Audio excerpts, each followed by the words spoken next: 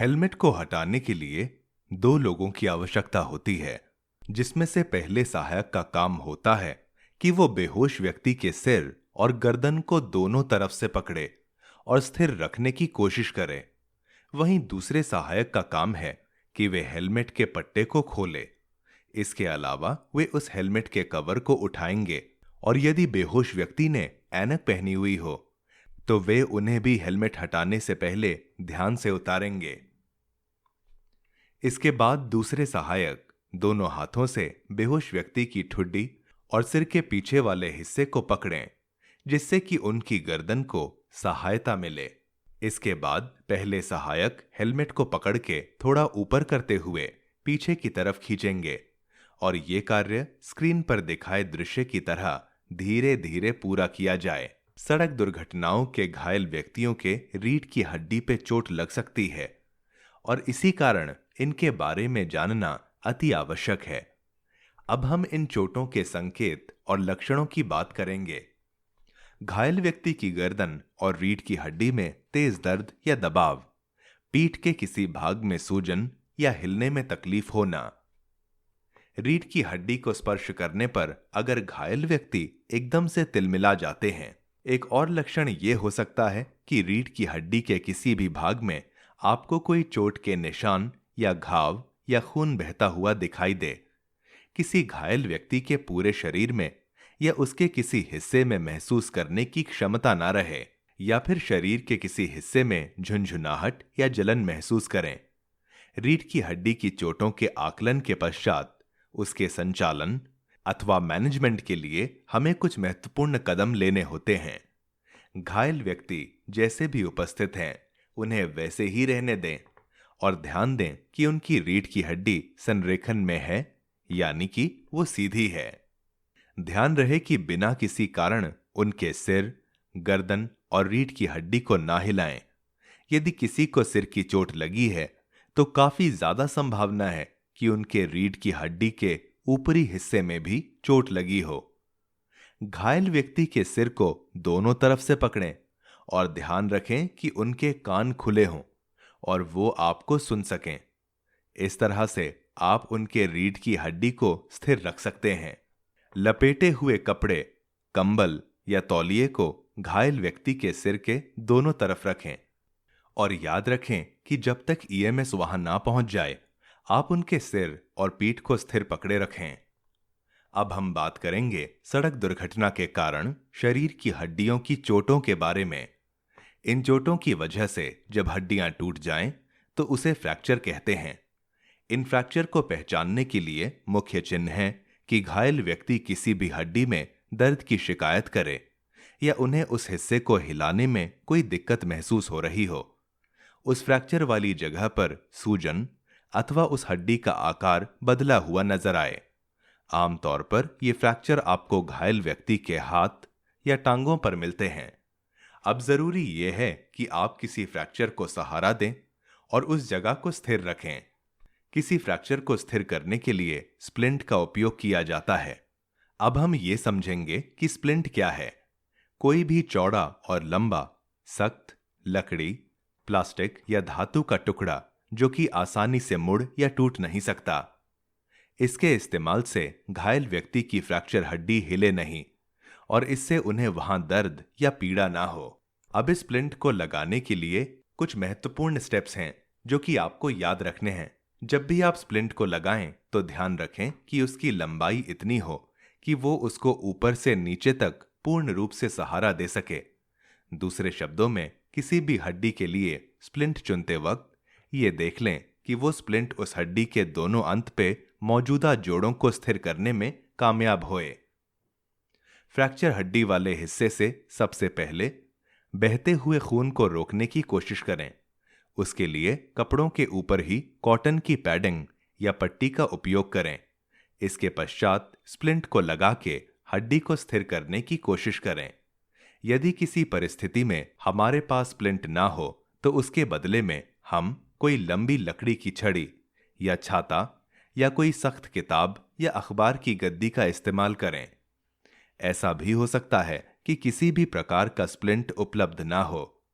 ऐसी स्थिति में फ्रैक्चर हड्डी को शरीर के दूसरे हिस्सों की सहायता से स्थिर किया जा सकता है।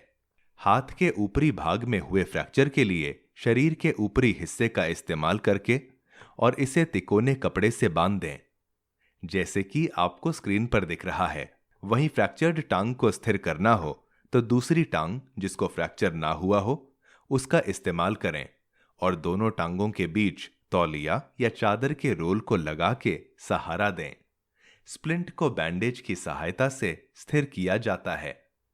बैंडेज लगाते वक्त ध्यान रखें कि आप उसे ज्यादा जोर से ना कसें, अन्यथा इससे खून का संचार प्रभावित हो सकता है। बैंडेज बांधने के लिए यदि पहले की तुलना में सूजन और बढ़ गई हो तो ऐसे में ध्यान दें कि बैंडेज ज्यादा कस के तो नहीं बंध गया और जरूरत लगने पे उस बैंडेज को थोड़ा ढीला कर दें। दुर्घटना के दौरान ऐसा भी हो सकता है कि घायल व्यक्ति आग की चपेट में आ जाए। हमें ऐसी स्थिति में क्या कदम उठाने चाहिए? सबसे पहले हमें घायल व्यक्ति को आग के मूल कारण से दूर कर देना चाहिए। शरीर के जो भी जले हुए भाग या अंग हैं, उन्हें तुरंत बहते पानी से कम 20 मिनट के लिए ठंडा करें। ध्यान दें कि आप बर्फ का उपयोग बिल्कुल भी ना करें। इस पानी का तापमान ना तो बहुत गर्म हो, ना ही ठंडा हो, अर्थात नल के पानी जैसा। यदि घायल व्यक्ति ने जले हुए अंग पे कोई कपड़े पहने हों जो चिपक रहे हैं या उन्होंने कोई आभूषण पहने हों तो उनको तुरंत हटाएं। साथ ही जले हुए फफोले या छालों को छेड़ना नहीं है और उन्हें ऐसे ही रहने दें और उन्हें ढीले तरीके से कपड़े से ढक दें ताकि उनको कोई हानि ना पहुंचे। घायल व्यक्ति को फर्स्ट एड प्रदान करने के बाद भी उन्हें अस्पताल या स्वास्थ्य केंद्र पहुंचाने की जरूरत पड़ सकती है। ऐसे में घायल व्यक्ति का परिवहन बहुत ही महत्वपूर्ण कार्य है। किसी भी सड़क दुर्घटना के संचालन के लिए उस घटना स्थल से घायल व्यक्ति को एम्बुलेंस में शिफ्ट कराना और फिर एम्बुलेंस से सुरक्षित अस्पताल पहुंचाना। परिवहन के लिए पहले बताई गई लॉग रोल तकनीक की मदद से स्ट्रेचर पर लेटाएं। आप भली भांति जानते हैं कि इसके लिए 4 से 5 व्यक्तियों की आवश्यकता होगी। उसके पश्चात 4 लोग मिलकर उस स्ट्रेचर को उठाएंगे और बिना किसी झटके के एम्बुलेंस में रखेंगे। ऐसे समय में घायल व्यक्ति के जांघों और घुटनों के बीच में तौलिए या मोटी चादर रखी जाती है। साथ ही परिवहन में झटकों से बचने के लिए उन्हें स्ट्रेचर से बांध के सुरक्षित करना चाहिए। अब जो आप प्राथमिक संचार के बेसिक समझ चुके हैं और उसके साथ ही मानव शरीर और चोटों के आकलन की चर्चा कर चुके हैं, इस मॉड्यूल में हम बेसिक लाइफ सपोर्ट या सीपीआर प्रदान करने की बात करेंगे। इसके द्वारा हम सीखेंगे कि अगर घायल व्यक्ति में पल्स और श्वास जैसे जीवन के संकेत मौजूद ना हो और वे आपकी आवाज या दर्द के लिए कोई आंख, आवाज या मोटर प्रतिक्रिया नहीं देते हैं, तो आपको किन कदमों को अपनाना चाहिए। यह सीपीआर आपातकाल में जान बचाने की एक प्रक्रिया है जो कि इंसान की सांस और रक्त संचार को सुचारू रूप से चलाने के लिए किया जाता है। अब यदि आपको किसी बेहोश व्यक्ति में कैरोटिड पल्स और श्वास दोनों ना मिले तो आप उनको पीठ के बल लेटा दें और उनके सिर को सीधा रखें और मॉड्यूल 5 में बताए गए तरीकों से उनके एयरवे को क्लियर करने की कोशिश करें। इसके पश्चात आप सीपीआर की तकनीक से उनकी जान को बचाने का प्रयास कर सकते हैं। इसके लिए आपको माउथ टू माउथ रेस्पिरेशन और चेस्ट कंप्रेशन देने होंगे। हर 2 माउथ टू माउथ रेस्पिरेशन के बाद आप उन्हें लगातार 30 चेस्ट कंप्रेशन देंगे और इस प्रक्रिया के बारे में आप आगे और जानेंगे। इस माउथ टू माउथ रेस्पिरेशन के लिए आप बेहोश व्यक्ति के दाहिने ओर उनकी ऊपरी बांह के पास अपने घुटनों के बल बैठें। उसके बाद आप अपने बाएं हाथ से उनके नाक को बंद करें ताकि श्वास बाहर ना निकलने पाए। साथ ही आप अपने दाहिने अंगूठे से उनके ठुड्डी को नीचे की तरफ खींचें जिससे कि उनका मुंह खुल जाए। इसके साथ ही गहरी सांस लें और उस बेहोश व्यक्ति के खुले हुए मुंह में सांस को छोड़ दें। ध्यान दें कि इस दौरान हवा उनके नाक से बाहर ना निकले और उनके फेफड़ों तक पहुंचे, जिससे कि उनकी छाती फूल जाएगी। इसके बाद आप अपना मुंह वहां से हटा लें। इस पूरी प्रक्रिया को आपने 2 बारी करना है, जिससे कि बेहोश व्यक्ति को 2 माउथ टू माउथ ब्रीथ मिल सकें। याद रहे कि आप जब बेहोश व्यक्ति के मुंह में सांस छोड़ेंगे तो उसके मुंह के ऊपर एक साफ कपड़ा या रुमाल लगाएं, जिससे किसी प्रकार की बीमारी ना फैले।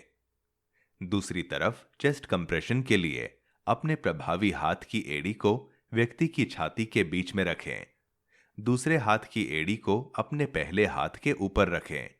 दोनों हाथों की अंगुलियों को आपस में मिला लें या इंटरलॉक कर लें और दबाव के लिए सिर्फ हाथ की एड़ी का प्रयोग करें, ना कि अपनी अंगुलियों का। ध्यान दें कि आप घायल व्यक्ति की पसलियों पर दबाव ना डालें, ना ही पेट के ऊपरी हिस्से या स्तन के हड्डी के निचले सिरे पर दबाव डालें। सुनिश्चित करें कि आपके कंधे सीधे व्यक्ति के छाती से ऊपर हों। भुजाओं को सीधा करके छाती को कंप्रेशन देने के लिए 4 से 5 सेंटीमीटर नीचे की ओर धकेलें। प्रत्येक कंप्रेशन देने के बाद आप हाथों को हटाएं ताकि घायल व्यक्ति की छाती वापस ऊपर आ सके। कंप्रेशन के लिए हाथों का दबाव और उन्हें वापस ऊपर उठाना समान अवधि का होना चाहिए। हर बार जब आप छाती दबाते हैं तो छाती को फिर से पूरी तरह से उठने दें। इससे रक्त संचार वापस शुरू हो जाता है। अपने हाथों को उसी जगह पर रखते हुए इसी तरह से लगातार 30 कंप्रेशन देते हुए 100 कंप्रेशन हर मिनट में पूरे करें। सीपीआर की प्रक्रिया के लिए इन्हीं माउथ टू माउथ रेस्पिरेशंस और चेस्ट कंप्रेशंस को बारी बारी से प्रदान करना होता है, जिसमें कि 2 माउथ टू माउथ रेस्पिरेशंस के तुरंत बाद 30 कंप्रेशंस लगातार देने होते हैं। यानी कि इनका एक रेशियो है 2 श्वास और 30 कंप्रेशन का, जो कि लगातार बिना रुके चलता जाएगा।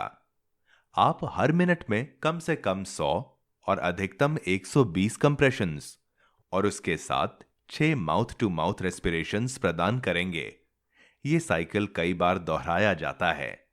याद रखें कि सीपीआर के साथ साथ आप हर 5 साइकिल के बाद उनके सांस और कैरोटिड पल्स का आवधिक आकलन करें। इस प्रक्रिया को आप तब तक जारी रखेंगे जब तक कि ईएमएस की मदद उस घटना स्थल पर ना आ जाए या फिर बेहोश व्यक्ति की श्वास और रक्त संचार वापस ना आ जाए।